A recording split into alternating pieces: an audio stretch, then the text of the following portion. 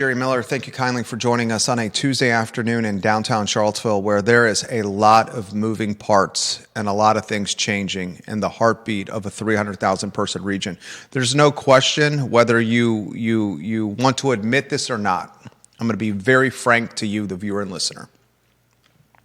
Whether you want to admit this or not, Central Virginia, in a region of 300,000 people, moves as the downtown mall moves. The heartbeat of Charlottesville, of Albemarle, of the University of Virginia, of Orange, of Greene, of Fluvanna, of Nelson, of Gordonsville, of Scottsville, of Barbersville, of you name it, is these 8 blocks. You got the 2 most prominent court systems. You got the police department. You got the hedge funds and the finance firms. You got City Hall. You got the epicenter for tourism. You got the epicenter for nightlife, food and beverage, dining, entertainment. You got the music venues. Most importantly, the home to the I Love CVille Network. I kid. These 8 blocks, the most important for the region. And the moving parts or the change that's upon us is something that should concern anyone that lives in Central Virginia, something that you should be mindful of. We have followed closely, the first to talk about. In fact, I haven't seen a media. Does it not surprise you, viewers and listeners, that there is not a single media platform locally that's highlighted, covered, reported upon the collapsed house of cards of Stefan Friedman? It is not in the Daily Progress. It's not on the TV stations. It's not on the Charlottesville radio group. Old media has not touched this. Why is that? You have a organization that employs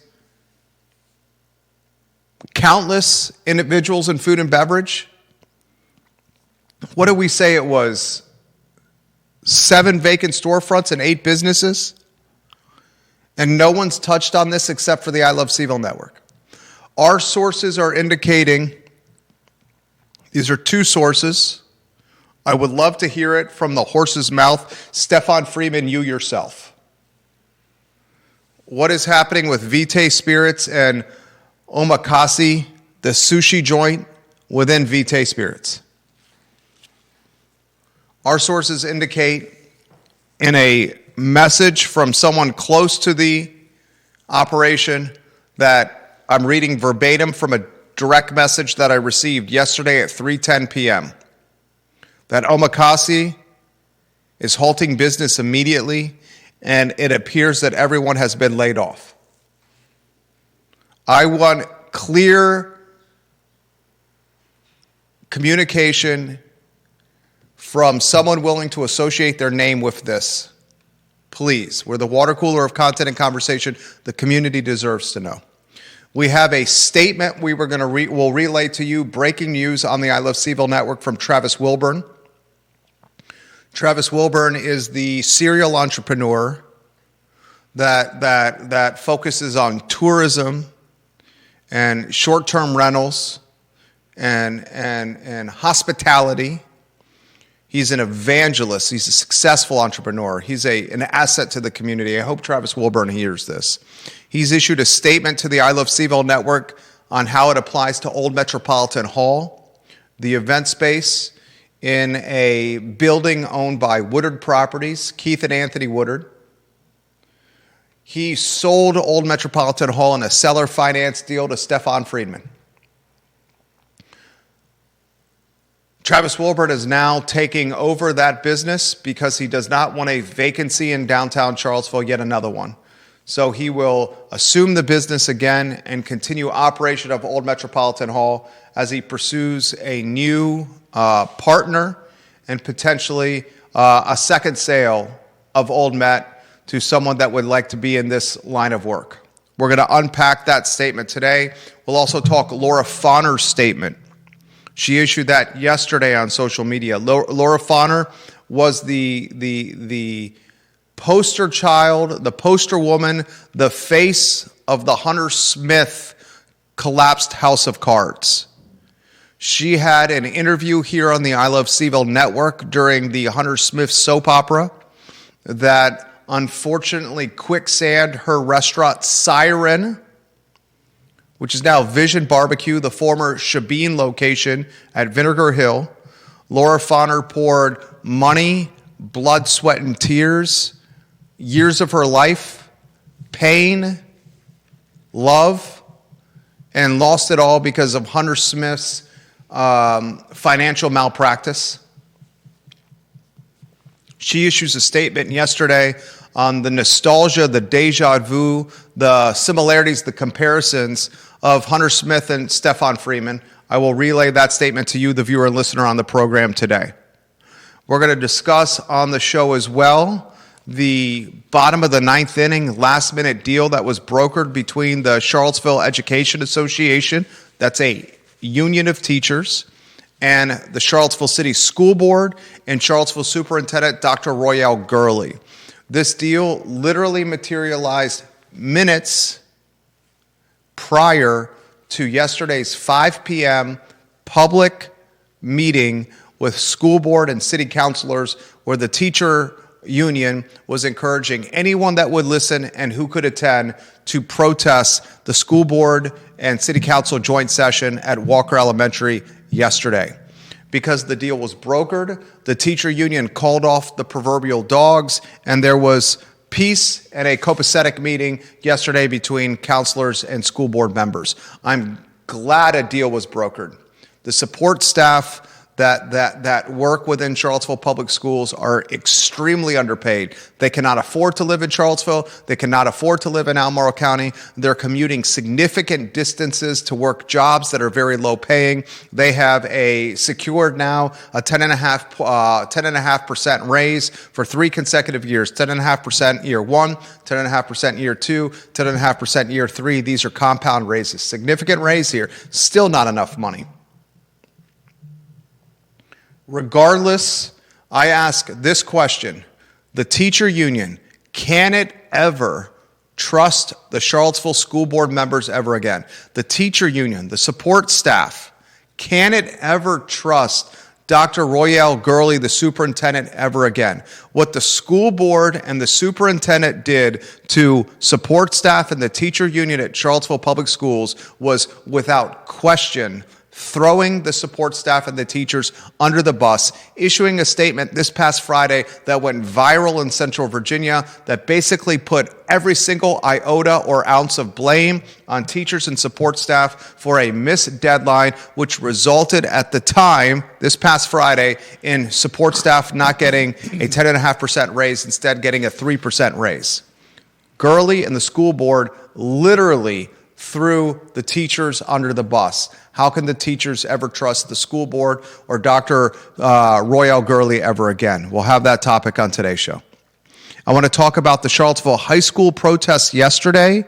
Hundreds of students at Charlottesville High School left school early. When I was growing up, that was called skipping school. It was called truancy. That was called smoking some weed behind the dumpsters, or getting in your family's 1989 gray Volvo and driving around the city of Williamsburg as you're puff passing. In Charlottesville, Virginia, we call that a protest of ICE, Immigration and Customs Enforcement. What did you make, parents, of this protest?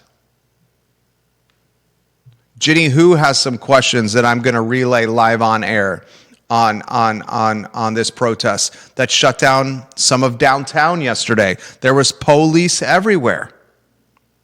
And speaking of the police, Mike Kochis, the police chief, we're not yet live on my Twitter feed. Really? Yep. I've seen it. I'm just passing that on to you. Mike Kochis, the police chief, will be on the I Love CVille show on Friday. Chief Mike Kochis on Friday at 12:30 p.m. And ladies and gentlemen, I'm not going to say what day, but I am going to promote the interview. Next week, United States Congressman John McGuire on the I Love CVille show. John McGuire on the I Love CVille show next week. 2 big-time interviews lined up with John McGuire and Mike Kochis. Judah, if we can go to the studio camera, I would like to then two-shot you as we welcome you to the broadcast. We'll highlight Conan Owen. Conan, if you're watching the program, I just signed a new lease in downtown Charlottesville with a client. We will be doing a group text message introduction with you and the new tenant as the Miller organization passes on to your form some incremental business, some new business for this new tenant who has signage needs and needs that are immediate. New business coming your way for Conan Owen, a partner of the I Love CVille Show, courtesy of the Miller organization. They did the banner directly behind us, the window decals of our storefront. They handle the signage needs for our 24-door real estate portfolio and our clients who are pursuing commercial spaces around Charlottesville, Albemarle, and Central Virginia. Sir Speedy is locally owned and operated by a Darden graduate named Conan Owen. Be on the lookout for a text message intro with you and my client and this lease that was secured at about 12:20 p.m., 9 minutes before this show started. The headline, Judah, that most intrigues you and why on the water cooler of content and conversation, the I Love CVille Network. Well, I'm certainly glad that the union has gotten back in the game and secured the 10.5% raise for the support staff. It's a shame they didn't get some of the other things that they were originally bargaining for. And you're right. I don't know if the relationship will ever be fixed between the Charlottesville schools and the union. Bow tie wearing Dr. Royale Gurley, the superintendent, always sharply dressed, always or usually with a bow tie, starts the joint session as you're putting lower thirds on screen. Yesterday with City Council, one that was streamed live on Charlottesville government platforms, by highlighting the last-minute brokered deal with the teacher union, the school board, and his office. Support staff will get 10.5% raise in year 1, 10.5% raise in year 2, and 10.5% raise in year 3. The next 3 years, they get compound raises to the tune of, 30, 40 points. It's not just 10.5%, it's a compound raise. Okay? Yeah. This is the response that I've heard from viewers and listeners after we've covered it on the I Love CVille Show. A common response from viewers and listeners was, well, God, our employer doesn't give us 10.5% raises, and our employer certainly doesn't give us 10.5% raises for 3 straight years. But if they were severely underpaying you, you would definitely want them to. My response to the nearly, 100, 150 DMs, emails, and text messages from viewers and listeners with that common denominator, I try to respond to as many as possible, as if you were paid absolute peanuts, could not afford to live here, were commuting 30, 40, 1 hour, one way to work at a public school system where you are neglected, where you are forgotten and marginalized. The 10.5% raise year over year over year probably doesn't even get you close to living wage. The HUD family median household income in the Charlottesville metro area, $125,900. The new metric is about to be released in the next 30 to 60 days. I can assure you that $125,900 HUD family median household income is only going to uptick. And wait till you see the impact of AstraZeneca, Merck, Eli Lilly, the Paul Manning Biotech Institute, and the University of Virginia's data science once it's fully online. You will wax nostalgic of $125,900. The family median household income is going to increase so quickly. Okay? This is the main story. The main story, besides the last-minute brokered deal, where Royale Gurley, the superintendent, had to basically eat some crow. Walk back their decision. Walk back threats. The true story is this, as you're rotating lower thirds on screen. How can the teachers of Charlottesville Public Schools, the support staff of Charlottesville Public Schools, ever trust the school board or the superintendent ever again. It's going to be rough. This past Friday, Royale Gurley and the school board threw the teacher union under the bus for a missed deadline. Which we call it a missed deadline, but it was a deadline that the teachers union was unaware of. Ignorance is never an excuse. I say it in this firm all the time with staff. Ignorance is never an excuse. It's an easy thing to say. It's not an easy thing to say, it's facts. When you're negotiating on behalf of hundreds of other people in a school system, ignorance is not an excuse. If you're Shannon Gillikin, you cannot say, the president of the teacher union, I didn't know it was that deadline. I didn't know it was so firm. Ignorance is not an excuse. It's not a legitimate answer. I'm sorry, it just does not fly for me. Now, I got to give Gillikin and the teacher union some props. They, in the end, got what they wanted. Some of what they wanted. 95% of what they wanted. What, did they not get the mental days, the paid mental recovery days? They didn't get everybody on the same page with that.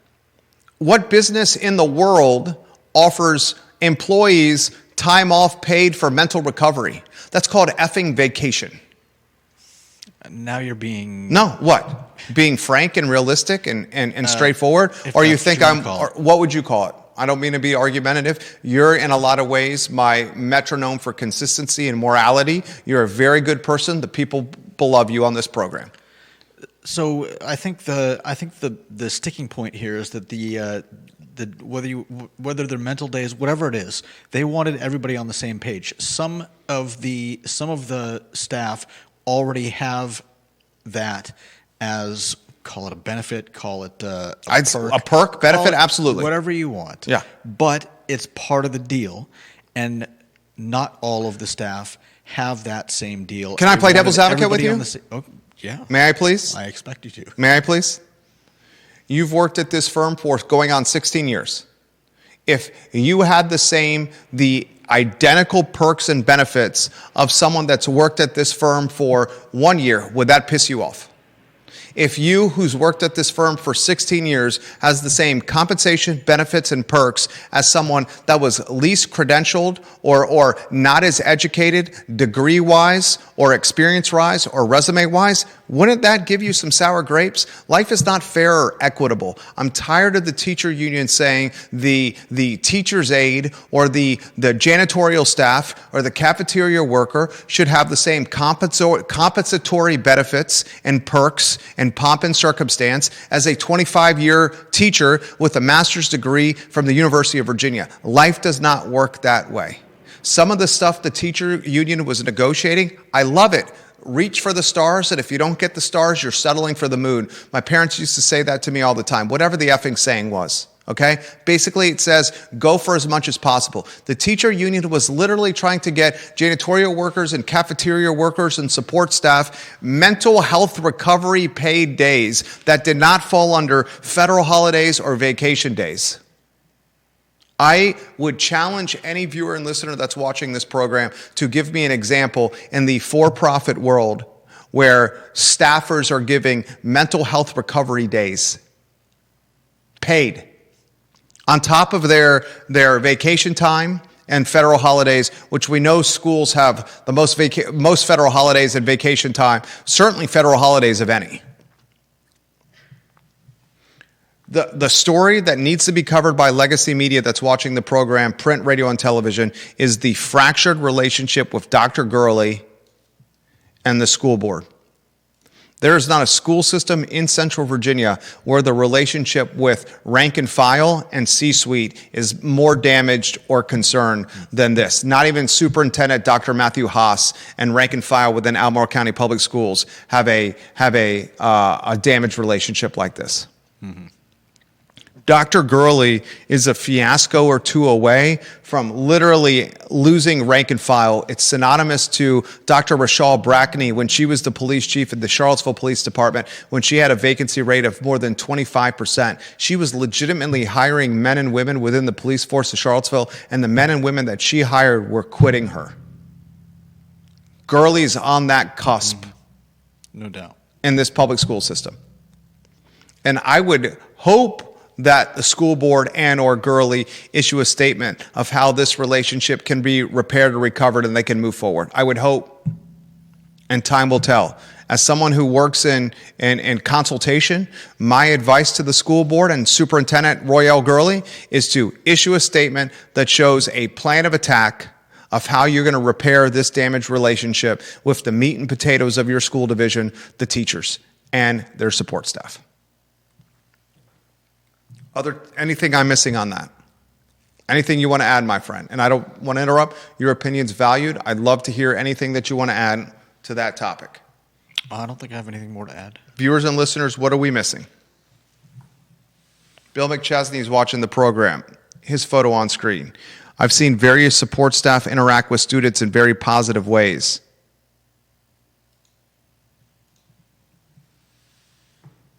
Vanessa Parkhill says, define underpaid. A janitor making market wage for a janitor is not underpaid.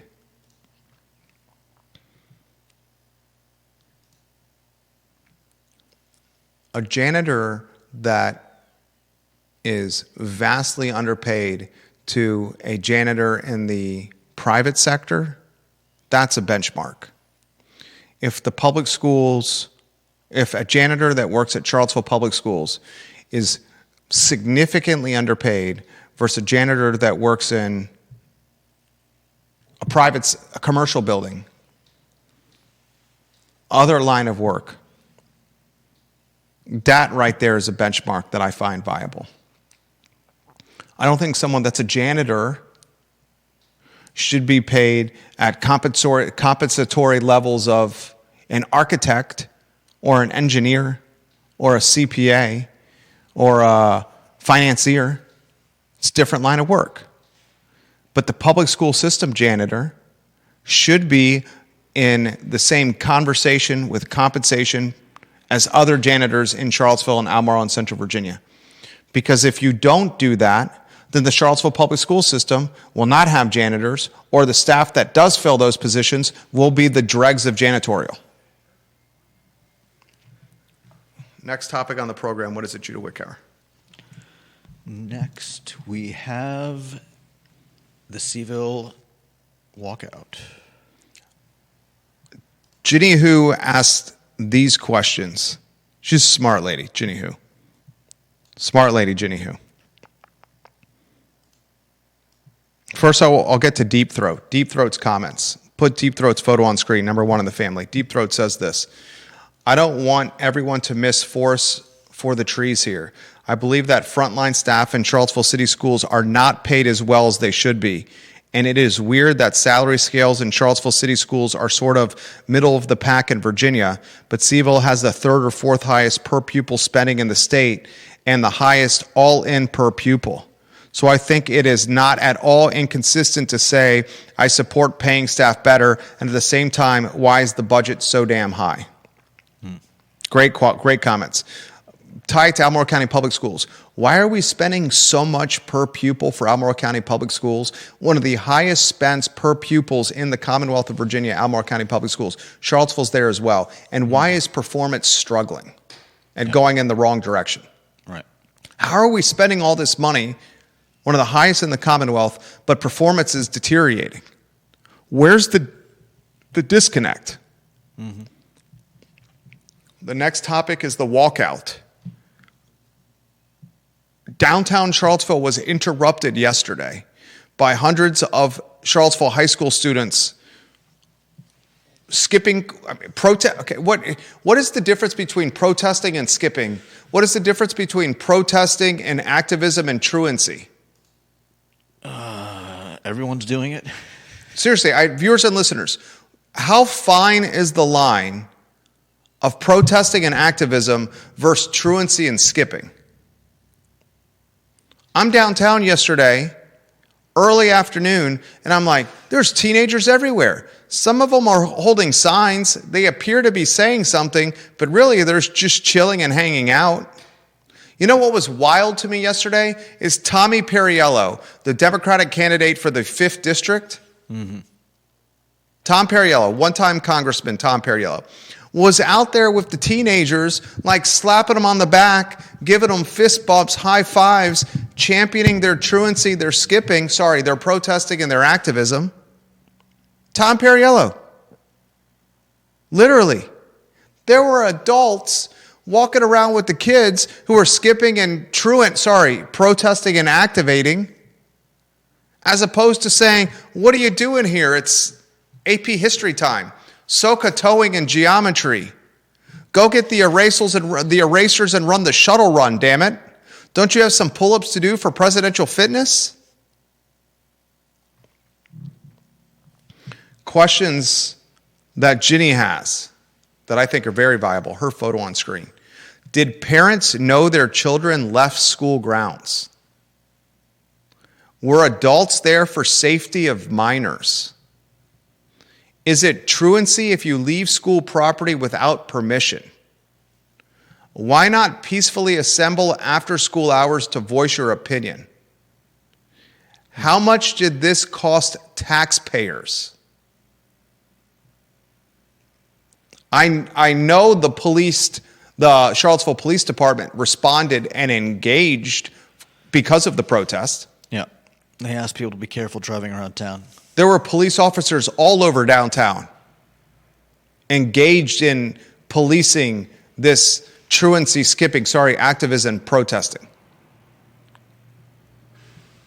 She adds these questions, Ginny Who. I want to know about safety protocol. Are these students signed out and signed back in? Who is responsible if someone gets hurt or, God forbid, goes missing during school hours? She says that ties into several of my questions. They absolutely have a right to peacefully assemble and speak their opinions, but they can also be held responsible for not being in school during school hours. Freedom to assemble does not mean freedom from consequences. Yeah. I'll tell you who did not protest yesterday. The private schools. I'll tell you who did not protest yesterday. The homeschoolers. I want to add this level of dynamic to the ICE protest.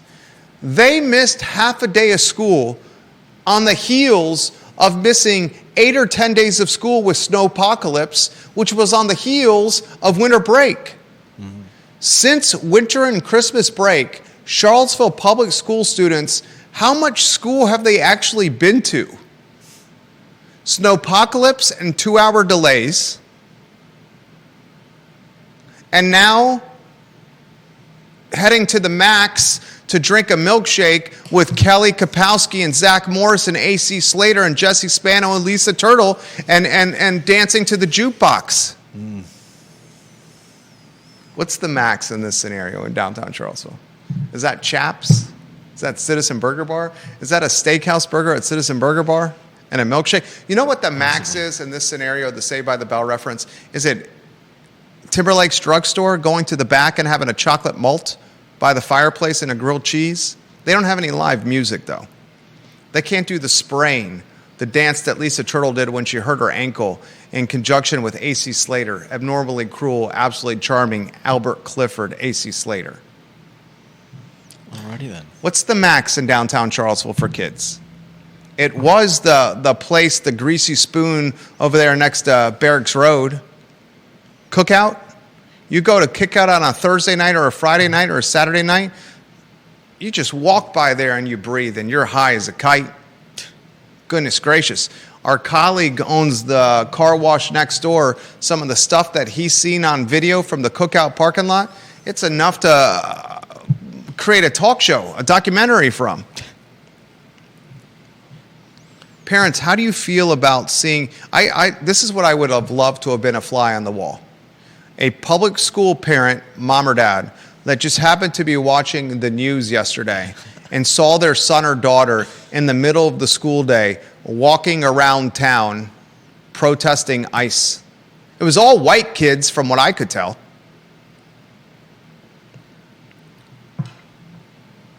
Barbara Becker-Tilley watching the program. Because you are allowing walkout days after missing days of educational time. It's nuts. Did the school system allow this? Did Dr. Royale Gurley, the superintendent, allow this? Did the teacher union allow this? Did the school board allow this? How significant does the protest go? Will we see future protests? Once you've opened the Pandora's box of protests, will there be additional protests? I'm sure there will. Kate Sharks, the Queen of Ivy, highlights the mental health days. She says, my friend moved to Copenhagen and they give 6 months for mental health leave. Her husband is a higher up in the company and it kills him because they can't give the job away, so others have to keep up with the work of the person on the break. He works for a clothing company. He's not a teacher. Man, that must be a nice job. 6 months for mental health leave? No doubt. Judah's been here 16 years. The mental health leave that he needs is fairly significant, would you say? 100%. I think it's better, though, right? What? It's better, though, right? Yeah, it's been better. Carol Thorpe watching the program. Her photo on screen. She tags Tom Perriello. Tom Perriello wants to be reelected as a leader, and he's out there cheering on truancy. What sort of message does this send? Do you think that's fair to throw Perriello into this? Yeah, I think that's fair. Me too. He's an elected official. He's... Why is he slapping the back of teenagers who are skipping school and Ferris Buelling? Because of the optics in progressive and activist Charlottesville. Yeah. It's the John McGuire, Brooks Brothers, too tight suit, cowboy boots, shovel photo op clearing the ice that we talked about last week on the show. If we give John McGuire grief, and John McGuire's coming on the program, we gave him grief. He responded to my grief and said, Jerry, those aren't Italian loafers. Those are cowboy boots. They're not Italian loafers. And I try to help these kids by shoveling with my garden shovel the ice so their car could get out. And I said, Congressman McGuire, I stand corrected. Would you like to come on the program? And to John McGuire, the congressman's credit, he's coming on the show next week. I'm hesitant to say which day because we might have 200 truant Charlottesville high school students in front of the I Love CVille studio on their way to the Max in a chocolate malt protesting outside the storefront here. Maybe they can help clear the ice in the courtyard. Bring your shovels and your hose and your spades over here and help us clear this courtyard, please. If you're not going to be working at school, come do some work over here. Thank you, Judah Wickower. Should you put the Market Street camera on so they can see what we're dealing with? Vanessa Parkhill says, those are great questions, Ginny Who. Ginny Who says, via the Twitter account CVille Bubble,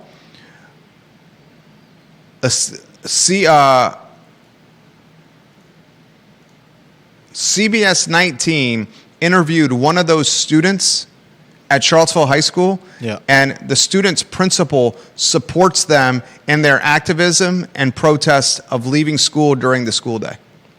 It's effing wild. You have principals that are supporting students to skip school? It's effing wild. That is pretty wild. Am I reading this wrong? Please, you often tell me when I do. I think this is I think it's a bit insane that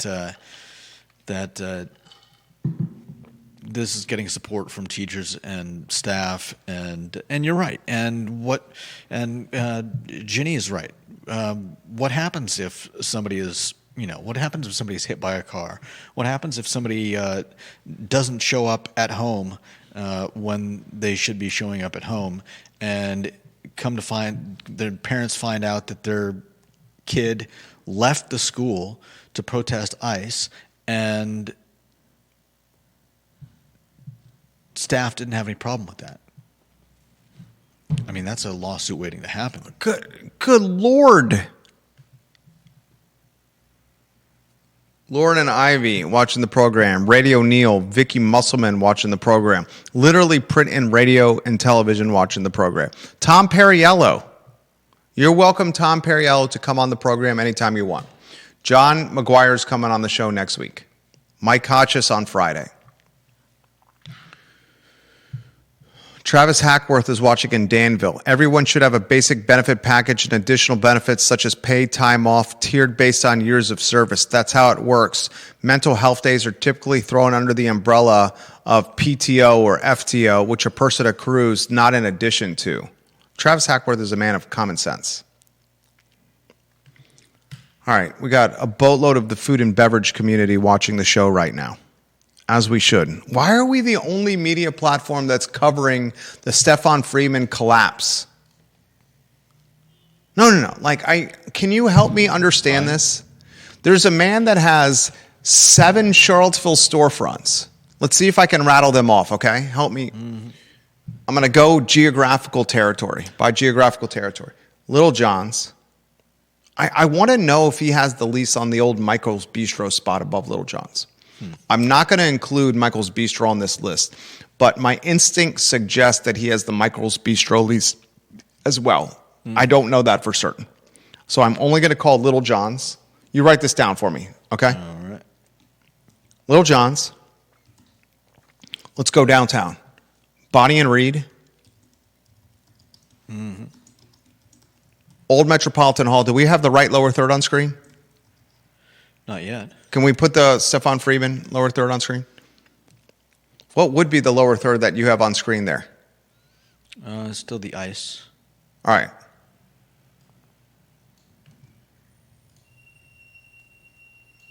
There we go. Little John's, Bonnie and Reed, Old Met, got Little John's, Draft, Bonnie and Reed, Old Met, Draft Tap Room, Vitae Spirits, that's 5. Ace Biscuit and Barbecue, 6. Mm-hmm.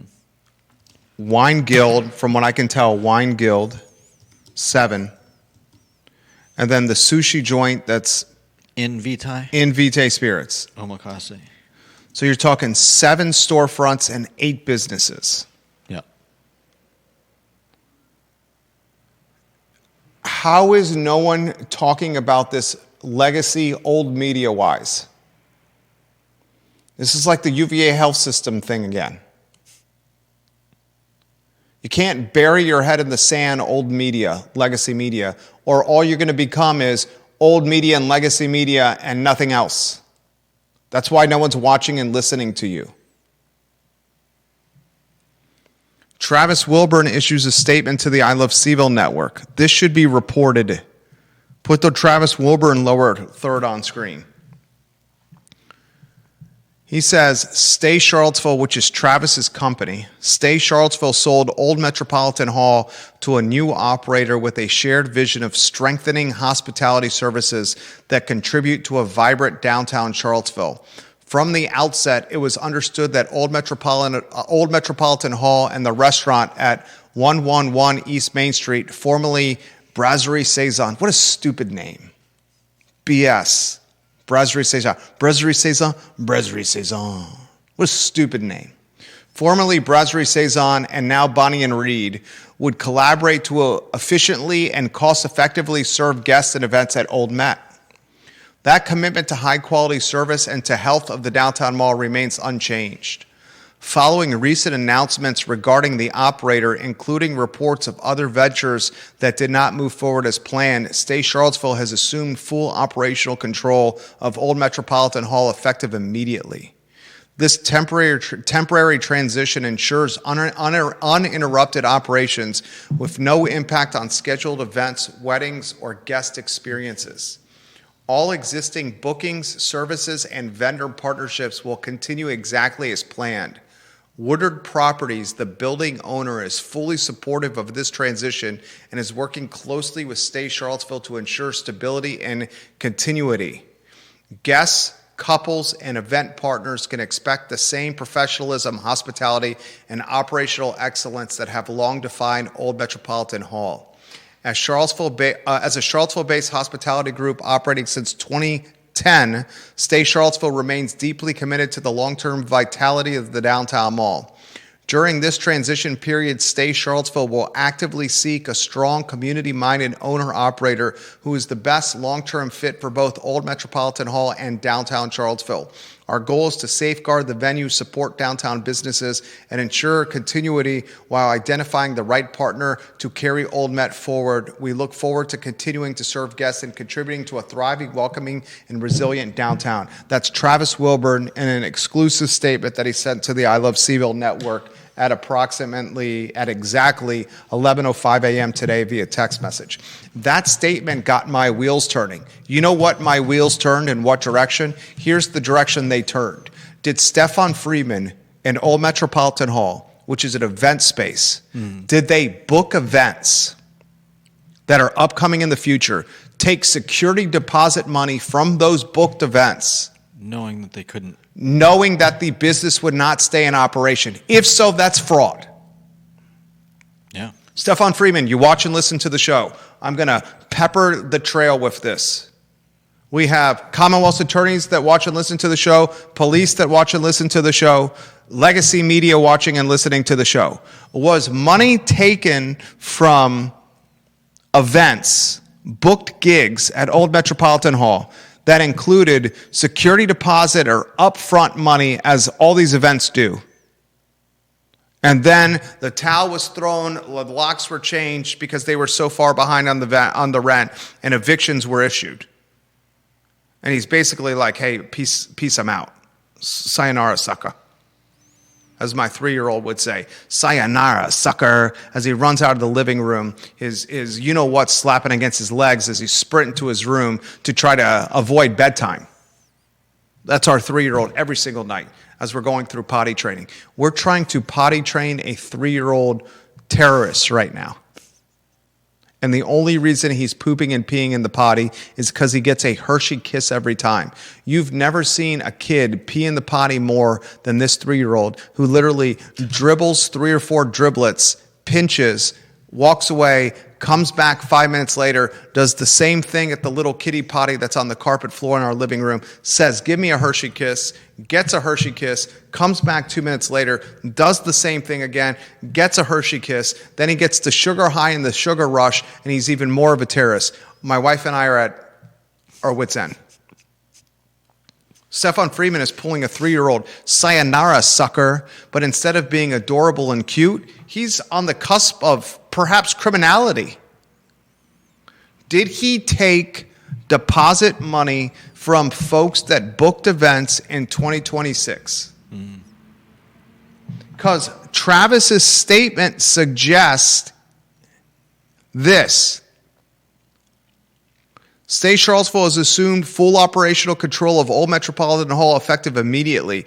This temporary transition ensures uninterrupted operations with no impact on scheduled events, weddings, or guest experiences. Scheduled events. Yeah. I'll add a little more color to this. When he sold Old Metropolitan Hall to Stefan Friedman, I've mentioned this on previous shows, it was a seller finance deal, a percentage up front, and then incremental payments made over a set period of time. He obviously screwed Travis. If history is an indication, which he screwed employees, owes them money, he screwed vendors, owes them money, he screwed landlords, owes them money, that history would seem to be precedent for me on what he's willing to do to his customers and the people booking the venue. No doubt. Right? Yeah. Travis, thank you for the statement. And how about the statement from Laura Fonner? Yeah. Poor Laura. Laura Fonner is the poster woman of this kind of behavior with what happened to her with Hunter Smith. Am I wrong? Well, it makes...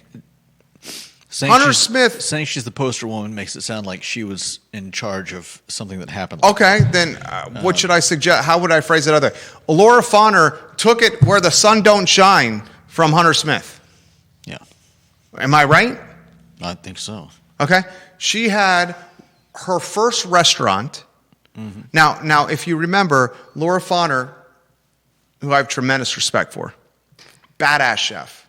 One time, Laura Fonner brought us homemade dumplings, which is one of her specialty recipes. Oh yeah.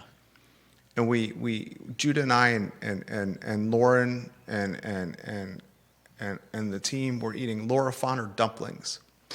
Delicious. While drinking bourbon and beer and scotch in the middle of the afternoon on a work day. It was magical. I'm getting hungry now. It was magical. Literally a Tupperware container full of Fonner's dumplings. She had a truck called Dumpling. Yeah. In conjunction with Hunter Smith before she opened Siren. If you remember, Laura Fonner was the executive chef of Dooners. Mm-hmm. And she was on the cusp of having Dooners passed to her because of the sweat equity and time invested in the institutional IV eatery. Yeah. Then COVID and the pandemic hit. No one saw it coming. Right. And the owner of Dooners at the time said, I can't give this to you now. I have to go back on my word. And Laura was like, dude, the plan all along was for me to take over Dooners. What the F? And that's when she pieced out of Dooners and hitched her wagon to Hunter. Because Hunter at the time was seen as having the Midas touch. She initially, I believe, started at Champion Grill, the old rock salt location in Stonefield. What's in there now? A Korean barbecue joint, I believe? I haven't been in Stonefield in I think it's a quite Korean while. barbecue joint. It's a beautiful restaurant. Yeah, it's a Stuff great spot. struggles to survive there. Then from that Champion Grill location, she opened a food truck called Dumpling, where you would see her at like King Family Vineyards and other prominent high traffic places. And then somehow she took it a step further with a lease with her name on it, her credit, her reputation, her finances, her sweat equity to rebuild the place. Mm-hmm. Siren. Yeah. The Shebeen closed at Vinegar Hill, became Siren, kind of like how would you characterize it? Seafood centric? Yeah, I think so. Great bar, great music. Literally her first restaurant. I'd love to give some love to Charlottesville Sanitary Supply. 62 years in business. Charlottesville Sanitary Supply is who you contact for anything sanitary related. Online at charlottesvillesanitarysupply.com. Their sister company is Charlottesville Swimming Pool Company. The Vermillions are 5 generations in Albemarle County, and their business is 3 generations strong. Charlottesville Sanitary Supply. She's at Siren Restaurant, and things are going great. And then she starts getting notices in the mail at Siren about being behind on bills. Then realizes that Hunter, who's running the business side of Siren, his collapsing house of cards is reminiscent of what Stefan Friedman did. She issues this statement yesterday. I'll read verbatim. This is Laura Fonner's words. Okay, I have been trying to keep my thoughts to myself, but I cannot. That would be the real true. That would not be the real true me. So here it is. Dear Charlottesville restaurant industry, what is unfolding with the Stefan situation is ducked. I said ducked for the moms out there and my wife. Not normally I would use the F word. Love the F word. I said ducked though, because I got in trouble last week on Friday for using the F word too many times. My wife chastised me, and I heard from other mothers as well. I'm sorry. I sincerely apologize. What is unfolding with the Stefan situation is ducked. I am a loud-ass voice. I can say ass there. I'm a loud-ass voice who protects the working class always, because I am forever one paycheck away from not financially surviving, and I chose this life when I committed to my career. We don't make money doing this. We make memories for our guests. We provide nourishment on some of the most important moments of their lives, but sacrifice our own in order to do that. So once again, you, Stefan Friedman, duck you for taking advantage of your situation and power and disregarding any ounce of respect for your staff all across your restaurant umbrella. Duck you for ripping off a Band-Aid of trauma I have been holding my life together with. Duck you for taking the easy way out while everyone else is left trying to survive, because you will survive and probably not lose an ounce of sleep because you stole everyone else's dreams to satisfy your own selfishness. I am sick with the sadness that this is bringing into my world when I hoped we had all had learned a lesson a few years ago. And that's all I have to say about that. That's from Laura Fonner. That's news. This is what legacy media should be reporting upon. Print, radio, and television, if you want to be relevant, you cover this story as we are covering it in real time with the voices of men and women of influence, with the perspectives of men and women that have spent generations grinding and sweating and bleeding and dying within the industry. And you tell the story from the landlord's angle, from the dishwasher's angle, from the chef's angle, from the angle of the operator, from the vendor's angle. And you try to get the guy that is gutless, Stefan Friedman, to give you a quote on the record, but you know he won't. But he will most certainly be drinking a $20+ cocktail at the bar at Marigold sometime this week. So if I was still in my reporting days, when I was at the University of Virginia, I got a job at the Daily Progress as a reporter, as a part-time reporter. They called it a stringer, making $30 a story.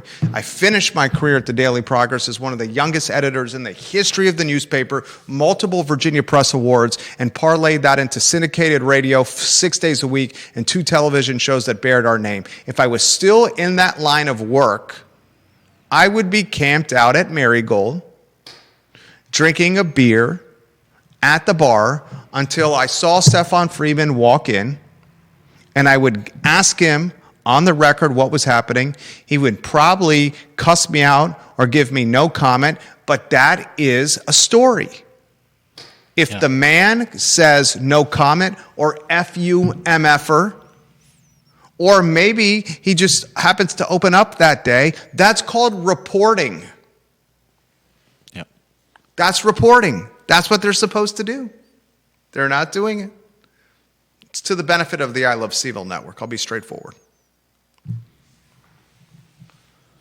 Now, the next lower third. I've had 2 sources indicate that the sushi joint is closed. It's a shame. The sushi joint is owned by a husband and wife that speak broken English. The sushi joint's name? Omakase? Omakase. The husband and wife make and serve sushi that is the fish that they source that day. It's a fluid menu. They're like, there's no set menu. This is fish. We need to serve what's fresh that day. We will make something we think you will like in a limited seat setting in the back of a distillery, and hope you will like it. And goodness gracious, Judah,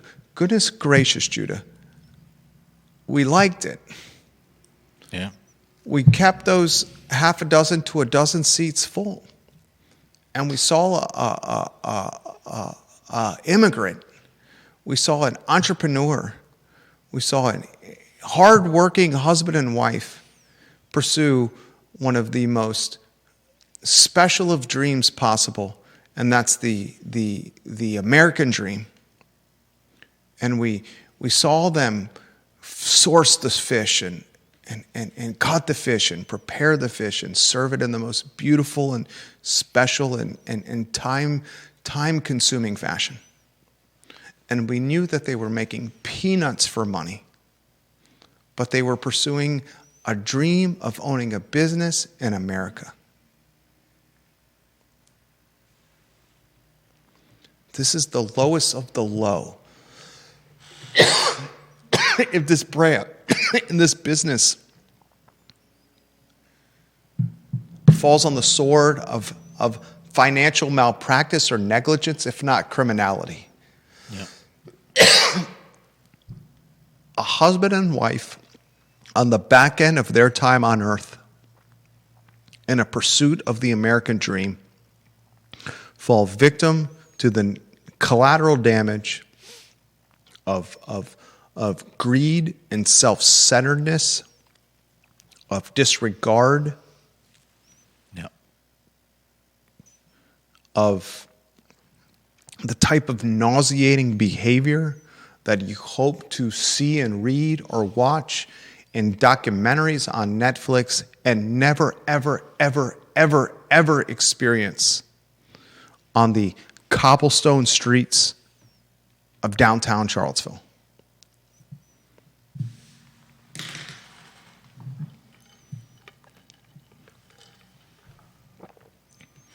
And that right there is the story that should be reported upon by print, radio, and television if they were doing this community a service. And it's low-hanging fruit. It's so easy to do. This isn't even what we do full-time, and we're doing it.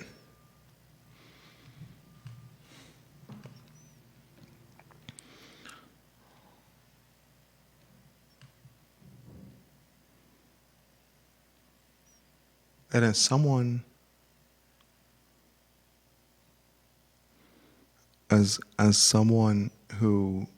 whose grandparents were Cuban, fresh from Cuba, migrated from Cuba days before Castro's communist guerrilla warfare overthrow of a once safe and democratic country. As someone whose mother has a 2-year associate's degree, and at the time the most educated in her most educated in her lineage and family tree. As someone that watched his grandfather Poppy dig ditches, and when his back gave out, cut people's hair as a barber, and watch his grandma Mima clean people's homes because that's the only job she could get as a Spanish-speaking woman. When in Cuba, the family was upper class and wealthy and home ownership and friends and influence, to come to South Florida, Miami, and Naples under the cloak of darkness, instructed my mom, you can only carry what's important to you in this little bag, and we got to go right now. And we're going to couch surf until we save up some money to get a rental, a one-bedroom apartment of our own. And you're going to be put in the 3rd grade without being able to speak any English, and you're going to get ridiculed mercilessly by 3rd graders because they know you can't understand what they're saying, but still, as a 3rd grader, as a 9-year-old little girl, you know they're making fun of you. You may not know the words exactly, but you know they're making fun of you. As someone who is, a generation removed from what my mom had to go through leaving Cuba as a 9-year-old with a knapsack on her shoulder under the cloak of darkness on a barge to watch her parents go from affluence to ditch digging and barber shopping and hotel maid cleaning, to hear a story of a husband and wife that are trying to build something special with their own bare hands, pursuing the best fish and freshest fish possible in the back of a Vitae, a back of a distillery, to be treated like that, that's the lowest of the low. Yep. Lowest of the low.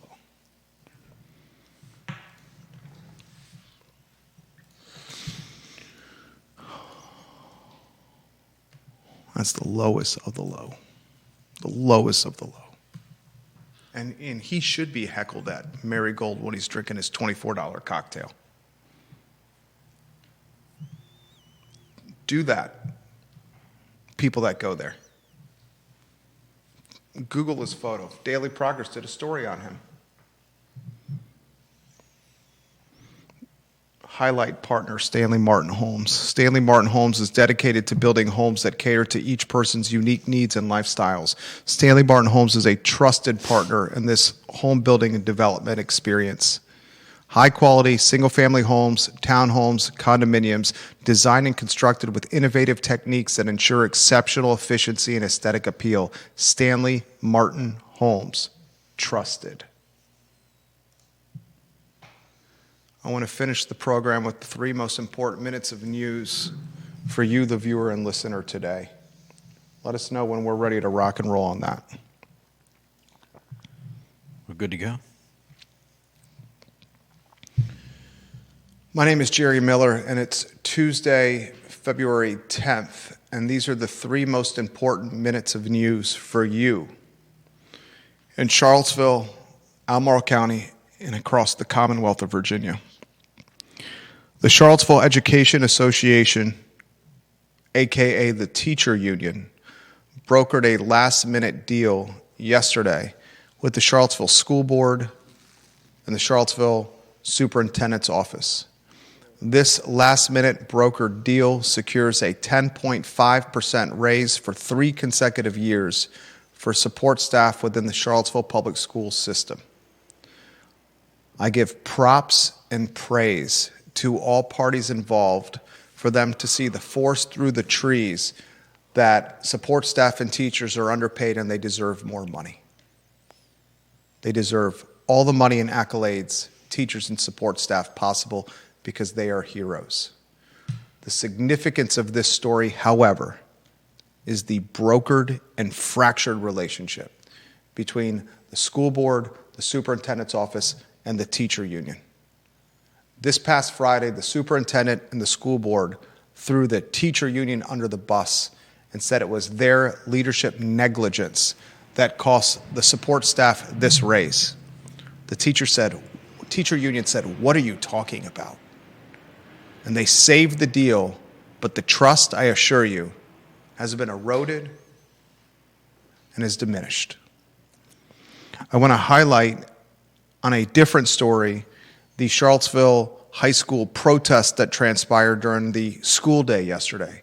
Hundreds of Charlottesville high school students left school early and they started walking downtown. They were holding posters in some cases and they were protesting, activating against ICE, Immigration, Customs, and Enforcement. And I'm all for teenagers pursuing passions and their right to protest and free speech. However, what I'm not in favor of is danger and negligence in adults encouraging students to skip school or be truant. We're told principals at Charlottesville High School and within the Charlottesville public school system told the kids it was okay to skip school and be truant. Goodness gracious, Tom Perriello was giving props to the students and was seen mingling with the teenagers for a photo opportunity. I very much caution the adults that are involved in this story, because when you open the Pandora's box of skipping school and truancy, that's a Pandora's box that can gain momentum very quickly. On the I Love CVille Show on Tuesday, February 10th, we read a statement from entrepreneur Travis Wilburn as it applies to Old Metropolitan Hall, a business and brand that he sold to fallen restaurateur Stefan Friedman. Travis Wilburn, in an exclusive with the I Love CVille Network, explains to us that he has taken over ownership for now of Old Metropolitan Hall and will run the business, including all the bookings that are on the calendar. That leads me to believe that Stefan Friedman potentially took deposit money for events that were on the calendar at Old Metropolitan Hall and then closed the business. If that's the case, it would seem there is potentially, allegedly, some criminality here. I also encourage you on this topic to read the statement that Laura Fonner issued on her Facebook page. I thought was a statement that was one from the heart that really showcased the pain involved with everything with this collapsing house of cards. Laura Fonner took it where the sun don't shine by Hunter Smith with her restaurant Siren, as Smith did many of the same tactics Stefan Friedman has done today. And lastly, on this topic, I am quite concerned that, is it Omakase? Omakase Obscura. Omakase Obscura, the sushi joint in the back of Vitae Spirits, run by a husband and wife who are pursuing the American dream, may be caught up in the collateral damage that is Stefan Friedman. I'm Jerry Miller, and it's Tuesday, February 10th, and those are the 3, call it 5 most important minutes of news for you today.